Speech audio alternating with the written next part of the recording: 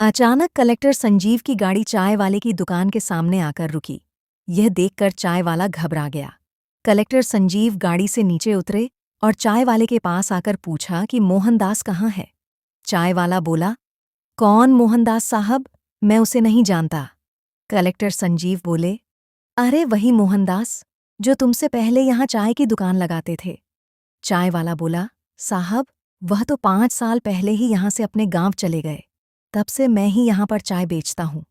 Collector Sanjeev के चेहरे पर अजीब से भाव उभर आए। वह बोले, क्या गांव चले गए? क्या तुम बता सकते हो कि वे गांव क्यों चले गए? चाय वाला बोला, मुझे नहीं पता साहब, मैंने उनसे यह सब पूछा ही नहीं। मैं जब यहाँ आया था तब वह बीमार से थे, सूख कर कांटा हो गए थे। वह अपनी यह दुकान औने पौने दाम में मुझे बेचकर यहाँ से चले गए। ये सुनकर कलेक्टर संजीव का दिल धक धक करने लगा। उसे खुद पर बहुत गुस्सा आ रहा था कि उसने आने में बहुत देर तो नहीं कर दी। नहीं, इतना अच्छा आदमी इतनी जल्दी इस दुनिया को छोड़कर नहीं जा सकता। सोचते हुए कलेक्टर साहब वहीं एक पुरानी सी कुर्सी पर बैठ गए और पुरानी गुजरी सारी बातें याद करने लगे। यह उन दिनों की बात थी कि जब कलेक्टर संजीव 18 वर्ष का नवयुवक लड़का था। उस दिन वह बहुत ही थका और मजबूर सा मोहनदास चाय वाले की दुकान पर आकर के बैठ गया था। तब चाय वाला मोहनदास बोला था कि साहब, क्या आपके लिए चाय बना दूं? संजीव के कुछ न बोलने पर वह फिर से बोला, मालिक चाय बना दूं क्या? तब संजीव आंखों में आंसू भरकर बोला था कि अंकल, मेरे पास पैसे नहीं है। उसकी आंखों में आंसू देखकर मोहनदास बोला था कि पैसे नहीं लूंगा। तुम भूखे भी दिख रहे हो, तुम्हारे लिए चाय बना देता हूँ, चाय के साथ बिस्किट भी खा लेना। और इतना कहकर मोहनदास ने चाय बिस्किट उसे खाने को दिए थे। चाय बिस्किट खाने के बाद भी वह वहीं पर बैठा रहा था। तब मोहनदास ने पूछा था कि क्या घर से भागकर आए हो? संजीव ने हाँ में गर्दन हिलाई थी। मोहनदास ने उसे समझाते हुए कहा था कि बेटा, घर लौट जा। माता पिता की बात का बुरा नहीं मानते, उनकी डांट में भी प्यार छिपा रहता है। तब वह रोते हुए बोला था कि अंकल, मेरे माता पिता नहीं हैं। वह बचपन में ही चल बसे थे। मैं अपने मामा मामी के पास रहता हूँ, मगर वहाँ पर मेरी जिंदगी कुत्ते जैसी हो गई है। वह मेरी पढ़ाई छुड़ाकर काम धंधे में लगाना चाहते हैं। उनके पास खूब पैसा है, फिर भी उन्हें मेरी कमाई चाहिए, जबकि मैं पढ़ना चाहता हूँ। तब मोहनदास ने समझाया था कि बेटा, वे जैसे भी हैं तुम्हारे अपने हैं, उन्हीं के पास लौट जा। अभी तू बच्चा है, तुझे इस दुनिया की समझ नहीं है। अकेला समझकर यह दुनिया तुम्हें भिखारी बना देगी। तब वह मोहनदास के पैरों में गिरकर बोला था कि अंकल प्लीज मुझे रहने के लिए छत दे दो, बाकी मैं कुछ काम धंधा करके पढ़ लूंगा। मुझे पढ़ना है, बड़ा आदमी बनना है। तब मोहनदास बोला था कि ठीक है, तुम मेरे साथ ही रह लेना। मैं इस शहर में एक किराए के कमरे में अकेला ही रहता हूँ। मेरे बीवी बच्चे दूर गांव में रहते हैं। संजीव के लिए मोहनदास भगवान बन गया था। उसने एक अनजान और मजबूर बच्चे को रहने के लिए छत दे दी थी। फिर वह 3 साल तक मोहनदास के साथ उसके ही कमरे में रहा था। आसपास के बच्चों को ट्यूशन पढ़ाकर थोड़े बहुत पैसे जरूर कमा लेता था, मगर वे उसकी पढ़ाई और खाने के लिए पर्याप्त नहीं होते थे। फिर भी मोहनदास ने उसे अपने साथ रखा, उसकी स्नातक तक की शिक्षा पूरी करवाई। स्नातक के बाद वह आईएएस की तैयारी करने के लिए दिल्ली चला गया था। दिल्ली में भी उसे मोहनदास ने भेजा था ताकि वह अपने सपनों को पूरा कर सके। मोहनदास को इन 3 सालों में संजीव से एक अलग ही लगाव सा हो गया था। फिर मोहनदास ने उसे अपने एक परिचित का पता देकर कहा था कि वह व्यक्ति तुम्हें वहाँ पर कोई पार्ट टाइम काम दिला देगा। फिर तुम काम करते हुए अपनी पढ़ाई जारी रखना। यदि फिर भी कोई समस्या हो तो मुझे चिट्ठी लिखना। अगर कभी पैसों की ज़रूरत पड़े तो बेहिचक मांग लेना, लेकिन याद रखना कि अब तुम्हें बड़ा आदमी बनकर ही लौटना है। फिर 6 साल की कड़ी मेहनत के बाद उसने बहुत ही अच्छी रैंक के साथ आईएएस क्लियर कर लिया था। इस कारण उसे होम कैडर भी मिल गया था। जिंदगी का बड़ा सपना पूरा करने के लिए उसने जमीन आसमान एक कर दिया था। उसका इस दुनिया में कोई नहीं था, मगर मोहनदास में उसे अपने पिता की झलक दिखती थी। कुछ महीने ट्रेनिंग में गुजर गए थे। उसके बाद मनचाही जगह पोस्टिंग के चक्कर में कुछ महीने और गुजर गए थे। साहब, चाय चाय वाले की आवाज़ से कलेक्टर संजीव की तंद्रा भंग हुई। उसने चाय का कप लिया और उसे पीने लगा। आसपास के दुकान वाले पहली बार एक कलेक्टर को किसी चाय की रेहड़ी पर चाय पीते हुए देख रहे थे। चाय पीने के बाद कलेक्टर साहब ने सरकारी गाड़ी को वापस भेज दिया और दूसरी किराए की गाड़ी लेकर अकेले ही मोहनदास के गांव की तरफ निकल पड़ा। गाड़ी की सीट पर आंखें बंद करके बैठे हुए कलेक्टर संजीव को वह दिन याद आया जब 7 साल पहले वह दिल्ली के लिए निकल रहा था। उसने महसूस किया था कि उस दिन मोहनदास बहुत उदास थे। वह उसे ट्रेन में बैठाने भी आए थे। रास्ते में उसने कहा था कि बेटा, तुम कभी भी खुद को अकेला मत समझना।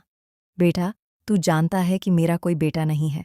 समझ लेना कि तू ही मेरा बेटा है और घर में तेरी माँ भी है। वह तेरे बारे में सब कुछ जानती है और तुझे देखने के लिए तेरी राह तकती है। तेरी 2 बहनें भी हैं, रीमा और सीमा। सीमा अब 15 साल की हो गई है और रीमा 13 साल की हो गई है। दोनों तुम्हें राखी बांधने के लिए तुम्हारा इंतजार करती हैं। एक तू ही है जो मेरे साथ गांव नहीं जाता, वरना सब तेरा इंतजार करते हैं।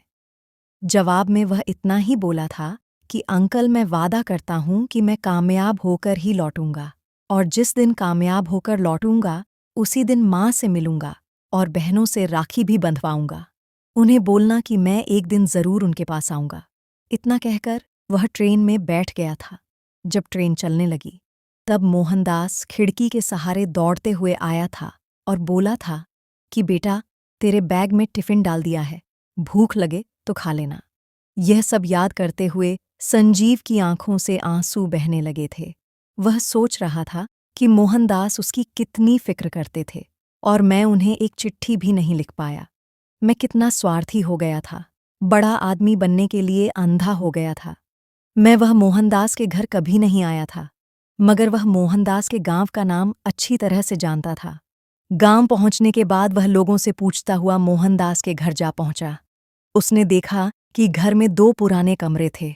पशुओं के लिए एक टीन शेड डला था। वह गाड़ी से उतरकर सीधा घर के अंदर चला गया। शाम का समय था। मोहनदास की पत्नी गाय का दूध निकाल रही थी। उसकी बड़ी बेटी बर्तन साफ कर रही थी। दूसरी बेटी आंगन में खटिया पर बैठकर सब्जी काट रही थी। उसे गाड़ी से उतरकर अंदर आते देखा तो दोनों लड़कियां अपना अपना काम छोड़कर खड़ी होकर उसकी तरफ देखने लगीं। वह चुपचाप आंगन में पड़ी खाट पर जाकर बैठ गया और फिर बोला कि मोहनदास अंकल कहाँ हैं? सीमा बोली कि पापा को गुजरे हुए तो 4 साल से ऊपर हो गए हैं। इतना सुनते ही संजीव को बहुत बड़ा झटका लगा। उसके दिल में दर्द का एक गोला सा उठा और गला भर आया। मुंह से आवाज नहीं निकली। जिसका डर था वही हुआ था। उसके बड़े आदमी बनने पर सबसे ज्यादा खुश होने वाला आदमी अब इस दुनिया में नहीं था। मोहनदास की छोटी बेटी रीमा भागकर कमरे में गई। वापस आई तो उसके हाथ में एक फोटो थी जिसमें संजीव और मोहनदास साथ खड़े थे। वह कभी फोटो को देखती तो कभी संजीव को देखती, फिर जोर से चिल्लाई, संजीव भैया। सरिता भी उसके हाथ से फोटो छीनकर देखने लगी। फिर वह भी चिल्लाई, माँ देखो, संजीव भैया आ गए। संजीव ने खुद के लिए भैया नाम सुना तो उसकी आंखों से आंसू बहने लगे। वह दोनों हाथ फैलाकर खड़ा हो गया, जैसे बहनों से कह रहा हो, आ जाओ छुटकी, गले से लग जाओ। वह उनके लिए एक अनजान शख्स था, मगर आ रिश्ता दुनिया का सबसे पवित्र रिश्ता, भाई का रिश्ता। वह दुनिया में अकेला था और बहनें भाई की कमी से पगलाई हुई थीं। इसलिए दौड़कर दोनों एक साथ भाई के गले जा लगीं। माँ भी दूध निकालना बीच में छोड़कर उनकी तरफ लपकी। माँ करीब आई तो वह माँ के पैरों में झुक गया। माँ ने बहती आंखों से उसे उठाकर आंचल से लगा लिया, फिर बोली कि बिटवा, आने में बहुत देर कर दी। सीमा के पापा तुम्हें बहुत याद करते थे, अंतिम समय तक तुम्हें याद करते रहे। वह तड़पते हुए बोला कि उन्हें क्या हुआ था माँ? माँ बोली, 5 साल पहले जब शहर से लौटकर आए थे तब पता नहीं उन्हें क्या बीमारी लग गई थी। सूख कर हड्डियों का ढांचा लग रहे थे। खाया पिया पचता ही नहीं था।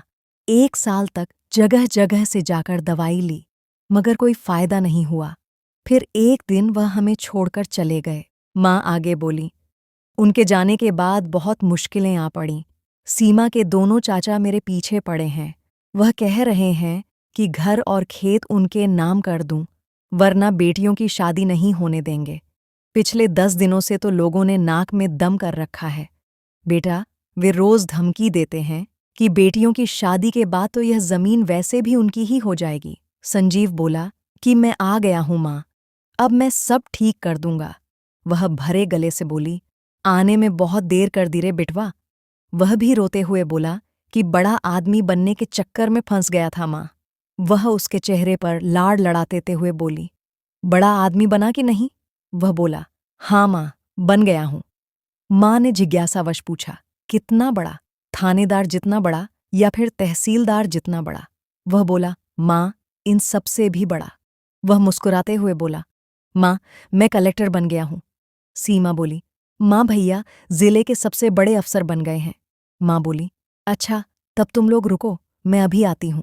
कहते हुए वह घर की दीवार के पास गई और अपनी देवरानियों के घरों में झांकते हुए तेज आवाज में बोली कि सुनो विमला, मोनिका, सुनो सुनो, अब मैं अकेली नहीं हूं।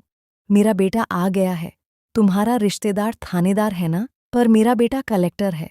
अब मेरी जमीन की तरफ जरा भी बुरी नजर डाली तो चीर कर रख दूंगी। देवरानियां तो वैसे भी दीवार के पास खड़ी होकर सब सुन रही थीं। जब सीमा की माँ ने ऐसा कहा तो वह डर गईं। संजीव को अब तक जो सैलरी मिली थी, वह सारी कमाई माँ के चरणों में रख दी। उसके बाद वह चला गया, मगर वह हर संडे अपने घर अवश्य आता था। उसने वे सारे फर्ज निभाए जो एक बेटा निभाता है। बहनों की धूमधाम से शादी की, फिर माँ को अपने साथ ले गया। अब माँ बेटे साथ रहते हुए उसके लिए सुंदर से लड़की ढूंढ रहे हैं। दोस्तों, इस कहानी से यह साबित होता है कि कभी-कभी खून से बढ़कर दिल का रिश्ता साबित हो जाता है। तो दोस्तों, कहानी पसंद आई हो तो एक लाइक अवश्य कर दीजिएगा। धन्यवाद।